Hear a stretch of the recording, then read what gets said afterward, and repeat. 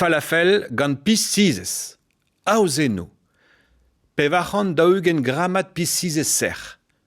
Pen onion, daou an skinien, diou loyad vraz a berisil, loyad vraz a goriandres, diou loyad vin a goumin, anter loyad vin a c'hwel, eoul. Aouza.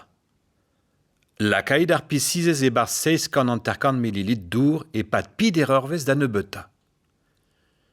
Dizour e da nehe a lakaid da nehe en ur frikerez e pat 30 segonden, betek ma vin draliet munut.